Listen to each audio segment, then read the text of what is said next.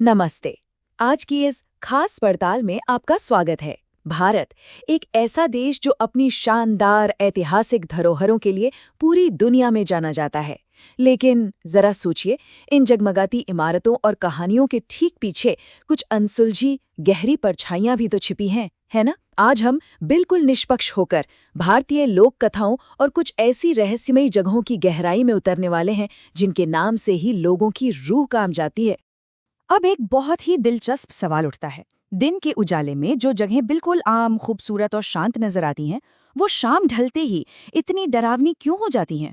आखिर ऐसा क्या होता है कि किसी जाने माने सांस्कृतिक स्थल या रिहायशी इलाके में जाने से वहाँ के लोकल लोग भी कतराने लगते हैं? दरअसल यही तो शहरी किंवदंतियों और लोक कथाओं की असली ताकत है। जब किसी भी जगह के साथ कोई खौफनाक कहानी जुड़ जाती है ना, तो वो वहाँ की हवा में, वहाँ के माहौल में हमेशा के लिए बस जाती है।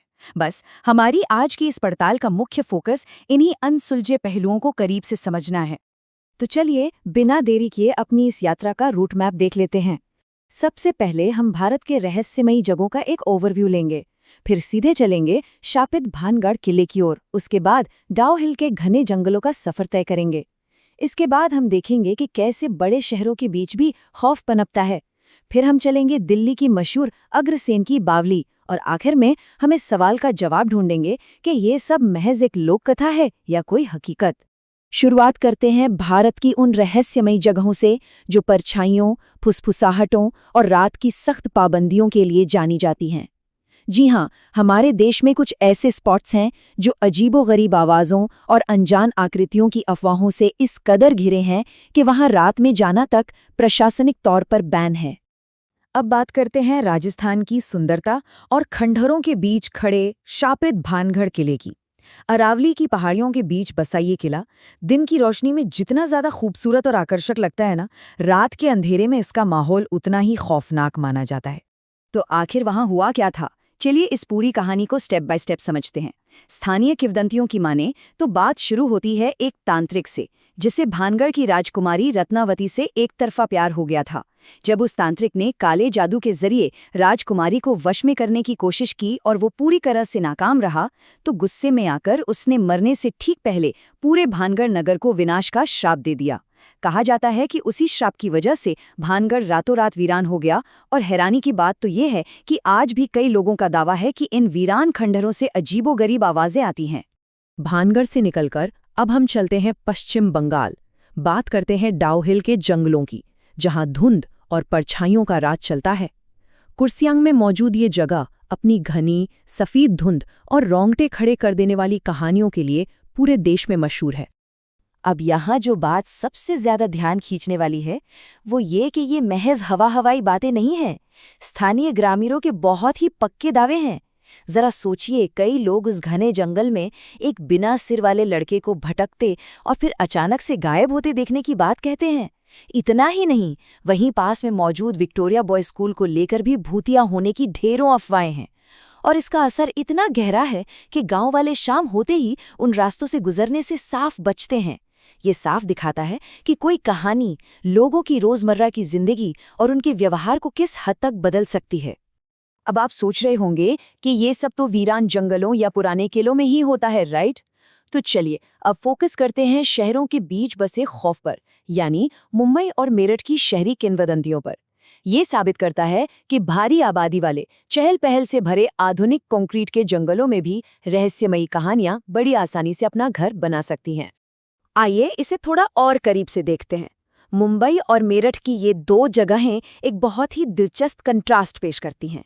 एक तरफ है मुंबई की डिसूजा चौल, जहां एक कुएं में हुए एक वास्तविक बेहद दुखद हादसे के बाद से सफेद कपड़ों में भटकती आत्मा और उस कुएं से आने वाली रहस्यमयी आवाजों की अफवाहें उड़ी।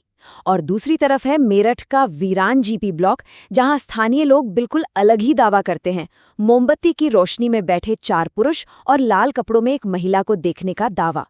वजह चाहे एक दुखद हादसा हो या कोई अजीबोगरीब घटना, नतीजा एक ही है। शाम ढलते ही इन दोनों जगहों पर एक खौफनाक सन्नाटा पसर जाता है। शहरों के इस खौफ को समझते हुए अब हम आ पहुंचे हैं दिल्ली के बिल्कुल दिल में स्थित अग्रसेन की बावली। कनॉट प्लेस जैसी भीड़-भाड़ वाली जगह के पास मौजूद ये ऐतिहासिक बावली दिन में तो पर्यटकों से खचाखच भरी रहती है, लेकिन शाम होते ही ये गहरे खिंचाव और भूतिया कहानियों का केंद्र बन जाती है। अब यहाँ जिस बात पर हमें सबसे ज्यादा गौर करना चाहिए वो है एक नंबर 60। जी हाँ, ये स्ट्रक्चर 60 मीटर लंबा और 15 मीटर चौड़ा है। इस बावली का विशाल आकार और गहराई ही इसे इतना खास बनाते हैं। जब कोई भी इंसान इस बावली की सीढ़ियों से नीचे गहराई में उतरता है ना, तो इसकी वास्तुकला ही कुछ ऐसी है कि अपने आप एक अजीब सी घुटन और एक रहस्यमयी खिंचाव का एहसास पैदा होने लगता है। और बस इसी गहराई के साथ जुड़ जाती हैं कुछ बेहद विचलित करने वाली स्थानीय मान्यताएं। नीचे उतरते वक्त कई लोगों ने दावा किया है कि उन्हें ऐसा महसूस होता है जैसे कोई अदृश्य साया उनका पीछा कर रहा हो। और सबसे ज्यादा चर्चा होती है वहां मौजूद काले पानी की, जिसके बारे में कहा जाता है कि वो पानी लोगों को अपनी ओर खींचने की कोशिश करता है। अगर आप वैज्ञानिक नजरिए से देखें तो ये सिर्फ सीढ़ियों की बनावट और अत्यधिक गहराई की वजह से होने वाला एक मनोवैज्ञानिक असर हो सकता है, लेकिन सच तो ये है कि स्थानीय कहानियों ने इस एहसास को पूरी तरह से एक अलौकिक या सुपरनैचुरल रंग दे दिया है। तो इन सभी जगहों के सफर के बाद हम अपने अंतिम और सबसे अहम पड़ाव पर आते हैं, लोक कथा या हकीकत। ये सारे मिथक और कहानियां सच हैं या सिर्फ हमारे दिमाग का एक भ्रम? चलिए इन मिथकों की पड़ताल करते हैं। इस पूरी पड़ताल के जो मूल स्रोत हैं वो भी बड़ी स्पष्टता के साथ एक बात कहते हैं, और इसे ध्यान से सुनिएगा। ये सभी कहानियां और दावे स्थानीय लोगों व लोक कथाओं पर आधारित हैं। लाइव हिंदुस्तान इन घटनाओं या किस्सों की पुष्टि नहीं करता है। इसका सीधा सा मतलब ये है कि एक निष्पक्ष ऑब्जर्वर के तौर पर हमें इन किस्सों को किसी प्रमाणित अलौकिक सत्य की तरह नहीं देखना है, बल्कि इन्हें उस इलाके की सांस्कृतिक मान्यताओं और वहां के लोगों के विश्वास के रूप में समझना चाहिए। तो जाते जाते एक सवाल जो हमें खुद से पूछना चाहिए, मानव मनोविज्ञान आखिर कहाँ खत्म होता है और असली रहस्य कहाँ से शुरू होता है? क्या सच में भानगढ़ का वो वीरान सन्नाटा या अग्रसेन की बावली की वो डरावनी गहराई किसी रहस्यमयी शक्ति का हिस्सा है, या फिर ये सिर्फ हमारा अपना इंसानी दिमाग है जो एकांत और अंधेरे को देखकर खुद ब खुद डर की आकृतियां गढ़ने लगता है? सच कहूं तो डर और विश्वास के बीच की ये जो लकीर है ना, ये बहुत धुंधली है, और शायद इसी धुंधलेपन की वजह से ही ये जगहें आज भी लोगों को अपनी ओर खींचती हैं और इतनी प्रासंगिक बनी हुई हैं। आप इस बारे में क्या सोचते हैं? इस पड़ताल में हमारे साथ जुड़ने के लिए आपका बहुत बहुत धन्यवाद।